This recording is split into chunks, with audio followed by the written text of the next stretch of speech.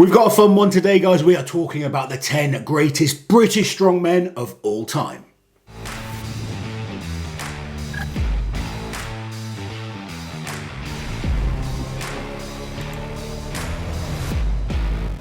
Right, Auntie Liz, you and I have been discussing this for a while, and we've come up with completely different lists.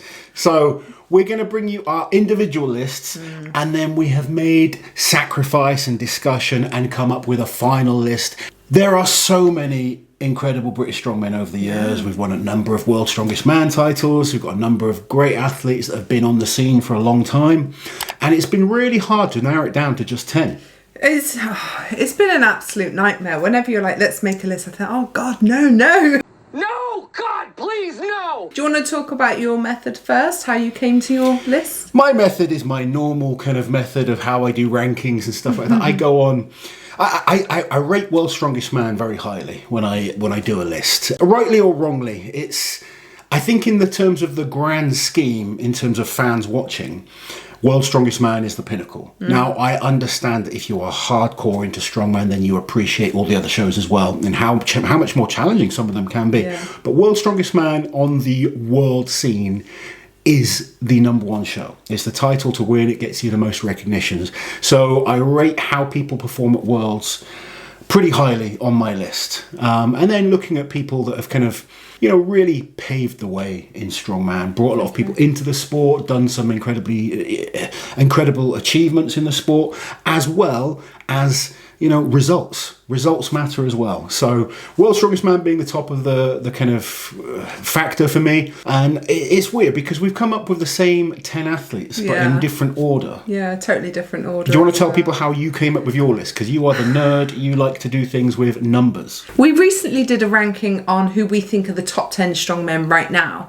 And that was quite easy because it was based off the last 12 months and they're all doing the same competitions, and it was really easy to put like a point system in place. Yeah. It's hard to do a point system when it's like cross generations, because how do you compare then to now? It's really difficult. So I've tried to keep it super simple by awarding the most points for a World's Strongest Man win.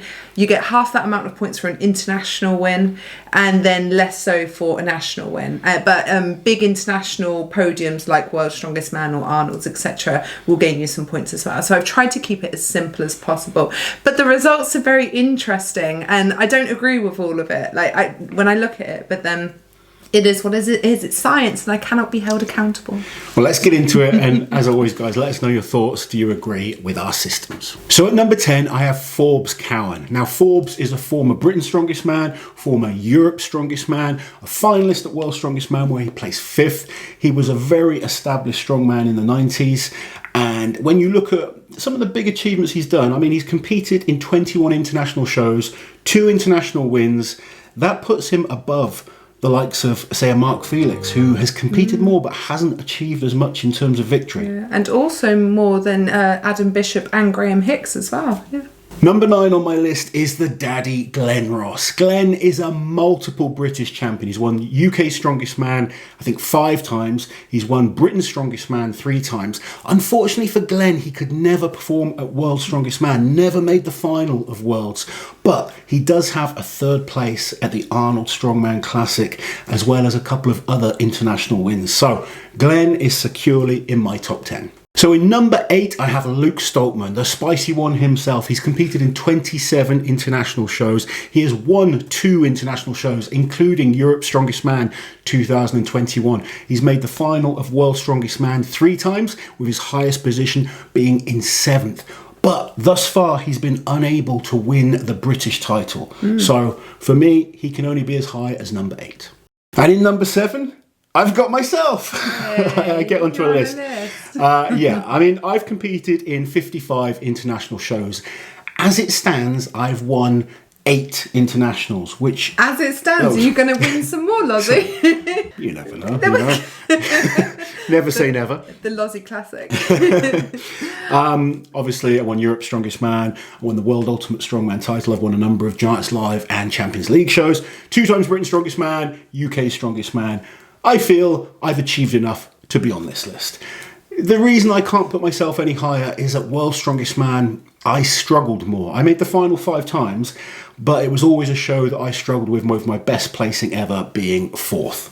The reason I have this man ahead of me, number 6, Terry Hollands, is because he was great at World's Strongest Man, one of the most consistent performers ever, making the final 9 times. Yeah, something like that. He's been on the podium twice, just one of the staples of British Strongman, and an athlete that, quite honestly, made me drive hard to be better. So, Terry, he's won Britain's Strongest Man, he's won UK's Strongest Man, he's won the Masters World Championships, he's had an incredible strongman career, and without question has to be one of the top Brits of all time. So then we are into the World's Strongest Man winners area, and I know this is where you and me disagree a little bit. This is where we fell out, because you hold World's Strongest Man in much higher regard than I do. Yeah, I think. I put everyone that won World's Strongest Man ahead of the rest of us. Which is really interesting, especially when you look at the older athletes, because there was no group stages back then. How do you compare a World's Strongest Man win in the 70s or 80s to now?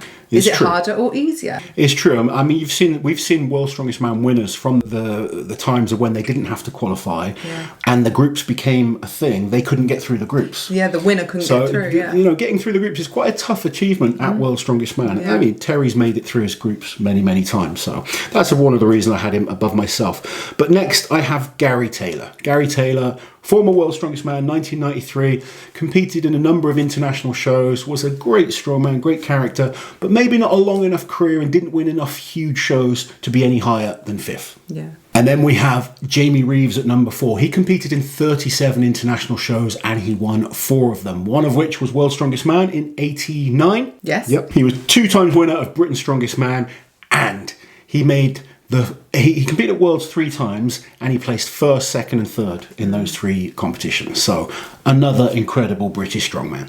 Then we are into our top 3. And at number 3, I have a man that I believe could go to the top of this list. But as it stands, I can only put Tom Stoltman at number 3. He is a 2 times winner of the World's Strongest Man title. He's a 2 times Britain's Strongest Man winner. But as it stands, that is what his achievements. Yeah. And I believe the next 2 gentlemen have just achieved a little bit more in terms of all-round ability. Or all-round impact, maybe. Absolutely. I mean, you know, Tom, I do believe, can go to the top of this list. He's still young, he's still competing. But as it stands, I put him in at number 3 on this list. Moving on to number 2. Number 2 is the beast Eddie Hall. World's Strongest Man 2017. He is an 11-time national champion. He's won the UK Strongest Man 6 times and Britain's Strongest Man 5 times. And let's be fair, he dominated Britain's Strongest Man in a strong era. Yeah, he did. You know, guys like myself, Terry Hollands, you know, Bish, the Stoltmans, Graham Hicks, some very, very big names, and he still dominated. He did his incredible 500 kilo deadlift. And one of the other reasons you have to have Eddie so high is because since Geoff Capes, he's probably brought more people into the sport. So his influence has been huge. He's really helped the sport grow. He's done some incredible things. Hasn't won a huge amount of international shows. No. Other than World's Strongest Man and a couple of others. Yeah. But what he's done for the sport, what he's achieved in the time he's been in it is, you know, tremendous. And he has to be at number 2 for me. So obviously it leaves us with our number 1, and I think we can all agree that this man should be number 1. Yeah. I mean, Geoff Capes is without question a legend of strongman. He has to be number 1 in my eyes. Competed in 19 international shows. He won 9. 9 international shows is the most any British athlete has ever won. He is a 2-time winner of the World's Strongest Man. He's won Britain's Strongest Man. He's won Europe's Strongest Man, and everyone that is above the age of probably 30 knows who Geoff Capes is, particularly in the UK. He's a staple household name, and someone that really made strongman huge in his time in the sport. So for me, Geoff Capes is number 1 on my list. So as I said, my list was a little bit more emotions, World's Strongest Man, heavily favoured. Yeah. But I think it's a decent list. Do you know what? I don't completely agree with my list. I do not weight World's Strongest Man as heavily as you do. On my list, you get points for podium, and winning worlds gets you the most points out of anything. But I don't care. Do you get points for making the final? Absolutely not. What about then is when your group falls apart and it's you and, you know, someone who's crap at stones left? You know, there's so much luck and so many external factors that go into sometimes someone making a final. We've seen people squeeze through on luck. And I know that's really harsh and it sounds bad. I think it does. Look at 1998. 1998, Phil Pfister came third in his group out of 4 people and he made the final. I know. There is situations like that. But I think making the final of Worlds is something we all... It does mean something. I can tell you as an athlete it means something. I know, and I can tell you as an athlete's wife it means a lot. But I've not factored it. It's not enough to me to make you one of the greatest. Okay, let's see your list. We're talking greatest of all time, Lossie. Okay. So because mine is a points-based system, I have points. So Of course you do. In 10th place on mine is also Forbes Cowen with 15.5 points. Obviously for the exact same reasons you mentioned. He also won an international show called, it's like the World Muscle Power Championship. Yeah, World Muscle Power Championships. Yeah, he won Britain's Strongest Man, Europe's Strongest Man as well. So yeah, Forbes is quite steadily in there in terms of... Made the final of Worlds a few times as well, and he was a tough performer, someone that kind of really was gritty and just gave everything. Yeah. Not far away from where you've placed him, I've got Luke Stoltman in 9th place. He's got 17 points, and that's for the same reason. So he got points for winning Europe's Strongest Man, the World Tour finals, and then for 2 big international podiums, which was Wuss in 2019 and also the Arnolds this year. Yep. So that got Luke into a nice comfortable position on my list. Now this is where my list and your list go completely the opposite ways, because although you'll get 10 points for a World's Strongest Man win, which is double anything else using my system, it's a big factor, but it's not everything. So Gary Taylor came in 8th on my list with 21 points. He didn't have the longest career. No. As you know, he was riddled with injuries, bless him. He did win World's Strongest Man in 1993. The following year, 1994, when the groups were introduced, he didn't make it through to the final. Yeah, he's one of those guys I mentioned earlier that had won Worlds but couldn't get through the group stages. Even happened to Magnus Ver Magnussen, and to be fair, in recent years, it happened to Alexei. Yeah. So yeah, it's not completely uncommon. But yeah, 21 points was what Gary Taylor got using my system. Then in 7th place with 30 points was Jamie Reeves.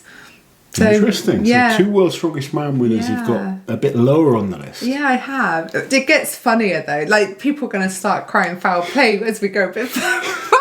Just, you wait and see.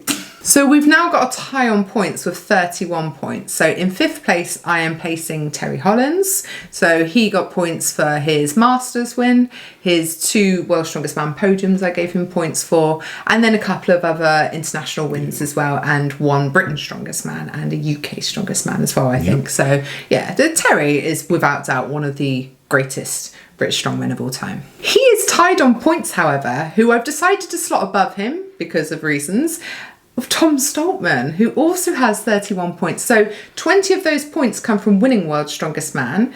He gets a couple of points for winning Britain's twice. Yep. Then he gets points for his World's Strongest Man podium in 2020. But then other than that, he's got a Wuss podium in 2019. But that's it. So there's not many contributing factors going into Tom's pot. Yeah, like I think I said on my list, Tom has potential to just fly up. He does. Oh, absolutely. Yeah, it wouldn't take long. 1 good year and he'll be in a completely different position. So, like I said, I don't necessarily agree with it. If I was just going on my thoughts and feelings, Tom would definitely be higher up this list. But I've been consistent. Okay. With the way I've approached you've gone for your numbers approach. Yeah, I like the numbers. So this is where it starts to get really weird. Because next, on 40 points, I have Glenn Ross.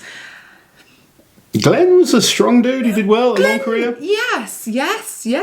And using my system, it all makes sense. He didn't make a World's Strongest Man final, but I wouldn't have given him points for that anyway. He has podiumed at the Arnolds. He has some international wins under his belt. He's done exceptionally well on the British scene. I only gave 2.5 points for a national title, so it's not a huge contributing factor, but Glenn has had a solid career over the years, and Glenn's great. And one of the issues with your system, for instance, is Glenn started up his own UKs when he, and for a number of years.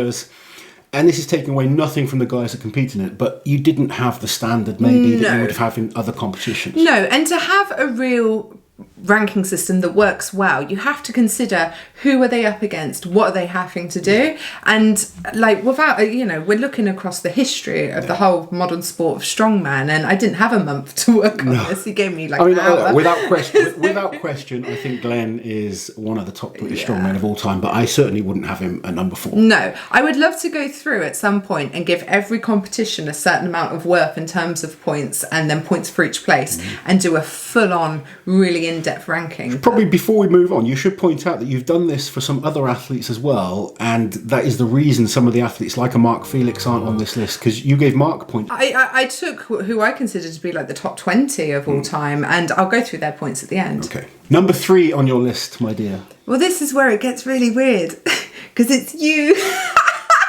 That is weird. 42.5 points you got, Lozzie. Yeah, I was pretty good at winning stuff, just not worlds.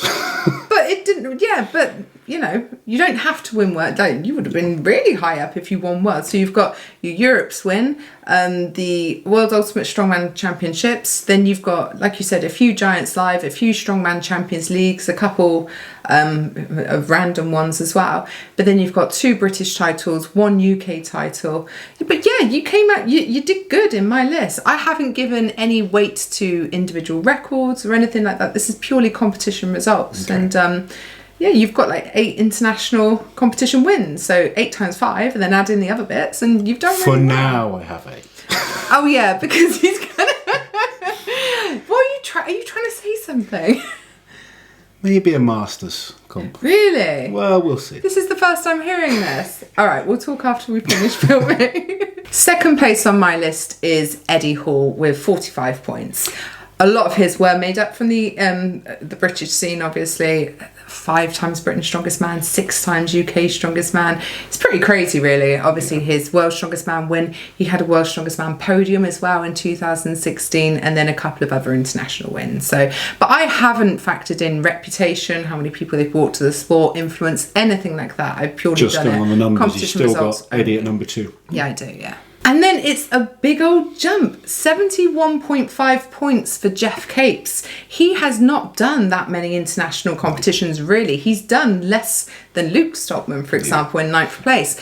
But his win-to-loss ratio, I guess if you want to call it that, is huge. 9 wins, 9 international 9 wins. out of 19 is very impressive. Yeah, a couple of World's Strongest Man podiums there, a couple of World's Strongest Man wins as well. Like you say, Europe's Strongest Man, he won Britain's Strongest Man. So he's won everything there was to win at that time. But it is very difficult to compare across eras when they didn't have as many opportunities a lot of the time.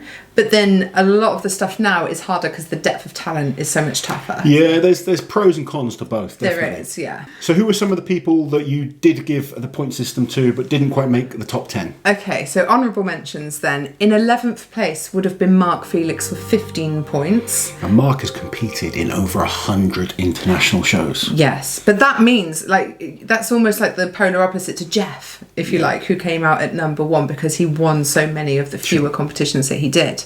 In 12th place, it would be Luke Richardson, which is actually quite the accomplishment when you consider how few competitions he's done. Yeah. But he would have had 11 And Luke is someone I expect to fly up this. Once he's fully fit, he's someone that is capable of winning some big shows. After Luke with 10 points is Mark Higgins, a blast from the past. Yeah. He has 10 points based on 2 international wins. Then we've got a few guys tied on 5 points. Jimmy Marku, Darren Sadler and Gav Bilton. Mm-hmm. Gav Bilton from 2 UK Strongest men. And then a couple of competition wins for the other 2 as well. Okay. And then finally, and this almost feels impolite, but on 2.5 points each, we have Graham Hicks, Adam Bishop and Par O'Dwyer. Par has won UK's. The other 2 guys have won Britain's Strongest Man, which would have been worth 2.5 points. So there you go. Interesting. There were other names you threw at me. You're like, check this person. 0 points. 0 points. Based on this system. I've been quite brutal. You have been brutal. I've not given a point for coming 3rd at Britain's or anything like that. After discussion, we decided neither list is good enough. We need a new list. So we came up with a final list between us. So in 10th place, we have Forbes Cowen. In 9th place, we have Luke Stoltman. In 8th position, we have Glenn Ross. Now, big changes in the middle areas from our original lists. At number 7, we have Gary Taylor. At number 6, we have Jamie Reeves. At number 5, reluctantly, I've agreed with Liz that we will bump me up a little bit to number 5. At number 4, we have Terry Hollands, and the reason I've made sure Terry stays above me is I believe those finals of World's Strongest Man do mean something, even though you don't. Don't tell Terry. And then our number 3 is still Tom Stoltman. Number 2 is Eddie Hall, and we're both in agreement that the number 1 British strongman of all time is Geoff Capes. What we want to know, guys, as always, is who are your top 10 British strongmen? Are there guys that are not on our list that should be? Do you like the list? Do you like the way I do it? Do you like the way Liz does it? Just let us know. As always, we hope you enjoyed the video. Join in with the discussion. It's always fun. That's what these top 10 videos are all about. Us fans getting together and having a good old chinwag. Good old fight. Take it easy. Please remember to like, share and subscribe to the channel, and we'll catch you guys with more lists soon. Take care.